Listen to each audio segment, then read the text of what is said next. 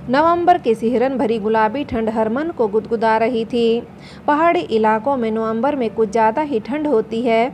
अक्षरा अपने घर के बाहर गार्डन में सुबह की सैर कर रही थी। सूर्य देव अपने सारथी अरुण देव के साथ बस पर कट होने वाले थे। आसमान पर लालिमा छा गई थी। वातावरण में पक्षियों का कलरव मधुर संगीत पैदा कर रहा था। दूर दिखाई देने वाले हिमगिरी बर्फ की चादर से ढके हुए थे। उस पर पड़ने वाली सूर्य की किरणें स्वर्णिम आभा बिखेर कर उन्हें और भी अलौकिक छटा प्रदान कर रही थी। वहाँ चारों ओर प्राकृतिक सौंदर्य बिखरा हुआ था। गार्डन में भांति भांति के पुष्पों की अनुपम छटा बिखरी हुई थी। फूलों की सुगंध से पूरा वातावरण महक रहा था।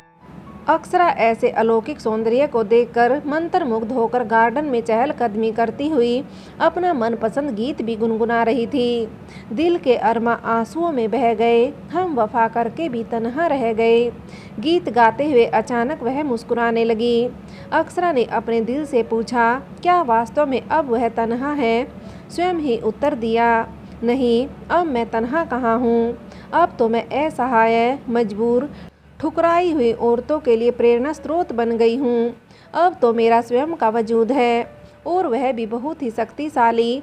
यह ठीक है कि मुझे वफा के बदले जफ़ा मिली, पर वही जफ़ा और अपमान मेरे लिए वरदान बन गई। सोचते हुए अक्षरा के चेहरे पर मुस्कान के साथ आत्मविश्वास दिखाई दे रहा था। तब तक सूर्य देव भी पूर्ण रूप से आसमान पर अपनी स्वर्णिम आभा के साथ चमकने लगे थे। घरों में लोग इस समय बिस्तर में सो रहे होते हैं। आप बाहर प्राकृतिक सौंदर्य का आनंद उठाती हैं। आपको देखकर मुझ में भी उत्साहवर्धन होता है। अखबार बांटने वाले की बात सुनकर अक्षरा जी ने मुस्कुराते हुए कहा, राजेश, अगर हमें स्वस्थ रहना है तो सूर्योदय से पहले उठना चाहिए। जब हम प्राकृतिक सौंदर्य को देखते हैं तो मन में सकारात्मक ऊर्जा का संचार होता है, मन प्रफुल्लित होता है। यदि मन खुश होगा तो हम अपने कार्यों को उत्साहित होकर करेंगे, और सबसे बड़ी बात, जब हम स्वयं प्रसन्न होंगे तो हमारे मन में दूसरों के लिए कभी भी ईर्ष्या की भावना उत्पन्न नहीं होगी। जब मन में किसी के लिए कलुषित विचार नहीं आएंगे तो हम किसी का बुरा न करेंगे और न किसी को करने देंगे। कुछ समझ में आया कि नहीं? तुम अब तो अपनी पत्नी से लड़ते झगड़ते नहीं? अक्षरा जी ने मुस्कुराते हुए राजेश से पूछा। अरे मैडम, मुझे अपनी आफत नहीं बुलानी है। मैं जानता हूँ यदि आपको पता चल गया कि मैं रेखा से लड़ता झगड़ता हूँ तो आप मुझे छोड़ेंगी नहीं। वैसे मैडम, मुझे समझ में आ गया है कि हमें अपनी पत्नी से लड़ना नहीं चाहिए। ऐसा करके हम अपनी ही खुशियों में आग लगा लेते हैं। मैडम, जब से आपने मुझे समझाया और यह बताया कि पत्नी को प्यार दो, उसका सम्मान करो, तो पूरा जीवन खुशहाल हो जाएगा। मैंने आपकी बातों पर अमल करना शुरू कर दिया। आप सच कहती थी मैडम। जब से हमने एक दूसरे को समझना और सम्मान देना शुरू किया है, तब से हमारे घर में चारों ओर खुशियां ही खुशियां बिखरी हुई हैं। आप बहुत अच्छी हैं मैडम जी। आप हम जैसे कम पढ़े लिखे लोगों को सही रास्ता दिखाने का काम करती हैं। तभी तो यहाँ के लोग आपका इतना सम्मान करते हैं। अरे मैडम, मैं अपनी बकबक में आपको एक बात बताना तो भूल ही गया। मैडम, आपकी तस्वीर छपी है आज के अखबार में। आपको सम्मानित किया जाएगा। मैं भी वहाँ आऊँगा। आप मुझे भी एक कार्ड दे दीजिएगा। मैडम, मैं आज आपसे मिठाई खाऊंगा। राजेश खुशी में बोलता ही जा रहा था। राजेश की बात सुनकर अक्षरा के चेहरे पर आश्चर्यचकित करने वाले भाव दिखाई देने लगे। तभी अक्षरा ने देखा कि उसके पड़ोसी लोग वहां आकर उन्हें मुबारकबाद देने लगे। उसके बाद जब बधाई देने वालों का सिलसिला शुरू हुआ तो अक्षरा के फ़ोन की घंटी बजती रही, वह बंद ही नहीं हुई। अक्षरा को विश्वास ही नहीं हो रहा था कि उसे पद्मश्री पुरस्कार सम्मान दिया जाएगा। क्या यह सच है कि उसे देश का इतना बड़ा सम्मान दिया जाएगा? दीदी, मैंने सुना है कि आपको राष्ट्रपति से सम्मान मिलेगा। आपको अब सभी लोग जान जाएंगे। अक्षरा के घर में काम करने वाली गुंजन ने चाय का प्याला मेज पर रखते हुए खुश होकर कहा। अक्षरा ने कहा, कुछ नहीं, बस मुस्कुरा दी और चाय का प्याला उठाकर होठों से लगा लिया। दीदी, मैं तो सोने के झुमके लूँगी आपसे। गुंजन ने अक्षरा की ओर आशा भरी नज़रों से देखते हुए कहा, ठीक है मेरी अम्मा, मैं तुझे सोने के झुमके बनवा दूंगी, अब खुश। अक्षरा ने प्यार से हंसते हुए कहा, हेलो माय डियर, मैंने तो सुना था कि लोग एक ओवर में 6 छक्के लगाते हैं, तुमने तो सेंचुरी ही मार दी। अक्षरा ने आवाज़ की दिशा में देखा तो दरवाजे पर उसकी सहेली पवित्रा खड़ी मुस्कुरा रही थी। पवित्रा, तू भारत कब आई? अक्षरा ने खुश होकर सोफे से उठते हुए पूछा और दौड़कर पवित्रा से लिपट गई। दोनों सहेलियां थोड़ी देर एक दूसरे से लिपटी हुई खड़ी रही। दोनों की आंखों में आंसू बह रहे थे। फिर दोनों अलग हुई और अपने आंसू पोंछते हुए कमरे में आकर सोफे पर बैठ गई। मैडम अक्षरा, आप तो छा गई पूरी दुनिया पर, पद्मश्री पुरस्कार से सम्मानित की जाओगी। आज मैं बहुत खुश हूँ। अक्षरा, आज तुमने वह मान सम्मान प्राप्त कर लिया जो तुमसे छीन लिया गया था। तुम्हारे वजूद को मसला और कुचला गया, तुम्हारे आत्मसम्मान को तार तार कर दिया गया था। तुमने अपना आत्मविश्वास खो दिया था, पर आज तुमने अपने दम पर अपने वजूद को इतना बुलंद कर लिया है कि तुम्हारी बुलंदी को छूना उन दुष्टों के लिए संभव नहीं है जिन्होंने तुम्हारे वजूद को खंडित करने के लिए इतनी घिनौनी चाल चली थी। पर अक्षरा, तुम टूटी तो जरूर, पर बिखरी नहीं। यही तुम्हारा दृढ़ संकल्प तुम्हें आज इस मुकाम पर लेकर आया है जहां सभी लोग तुम्हें सम्मान की दृष्टि से देख रहे हैं।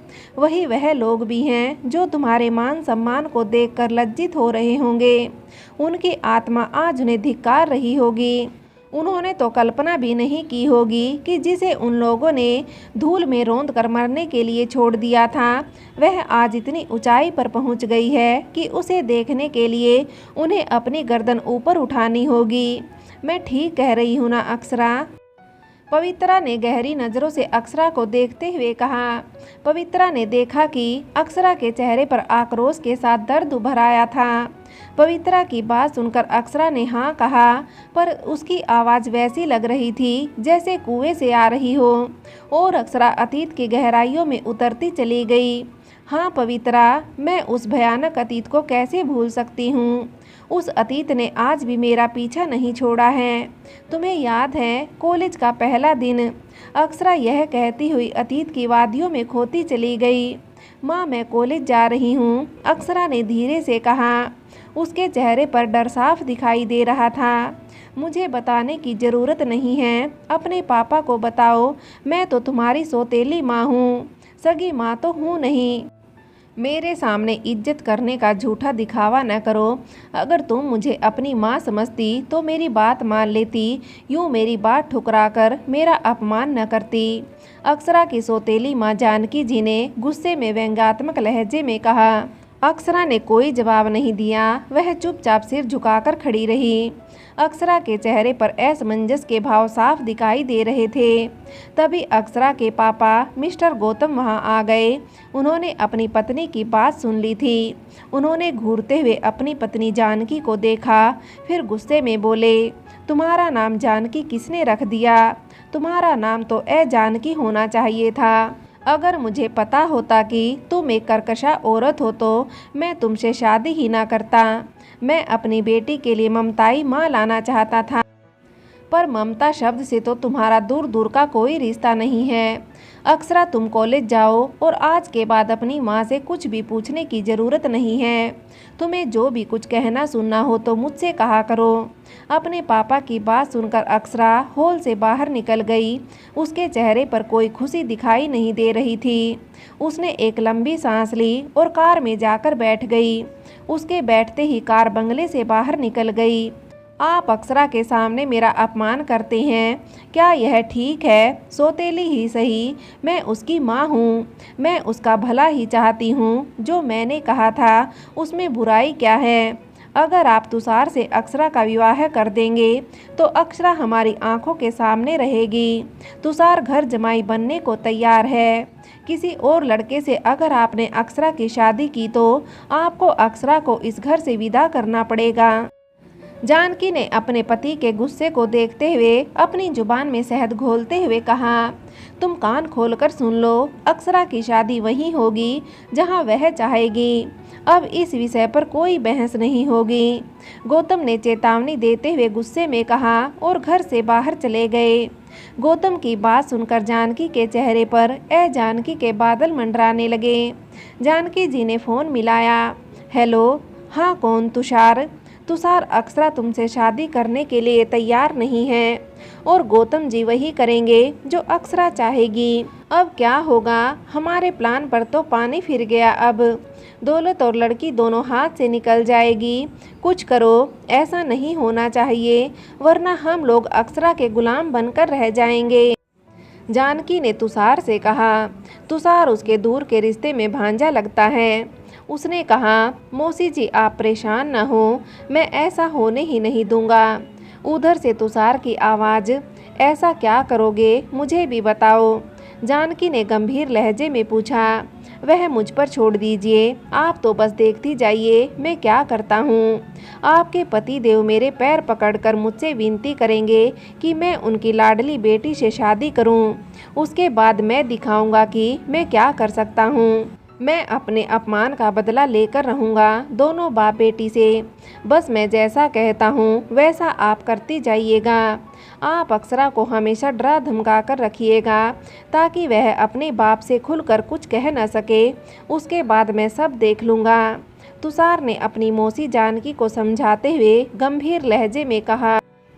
ठीक है तुषार बेटा, अब तुम्हारा ही सहारा है, वरना हमारे सारे सपने मिट्टी में मिल जाएंगे। जानकी ने लंबी सांस खींचकर जवाब दिया। आप बेफिक्र रहिए, मैं सब कुछ अच्छे से संभाल लूँगा, तुषार ने कहा। उसके चेहरे पर धूर्तता साफ दिखाई दे रही थी। माँ आप किससे बात कर रही हैं? जानकी की अपनी बेटी नैना ने पूछा। तुम्हारे तुषार भैया से, जानकी ने मुस्कुराते हुए जवाब दिया। माँ अगर अक्षरा दीदी तुषार भैया से शादी नहीं करना चाहती तो आप क्यों यह शादी करवाना चाहती हैं? नैना ने आश्चर्य व्यक्त करते हुए पूछा। अभी तुम्हें इतनी समझ नहीं है, इसलिए मैं ऐसा क्यों करना चाहती हूँ तुम यह सब नहीं समझोगी, जानकी ने गंभीर लहजे में जवाब दिया। फ्रेंड्स, आगे की कहानी के लिए कहानी का अगला भाग देखें।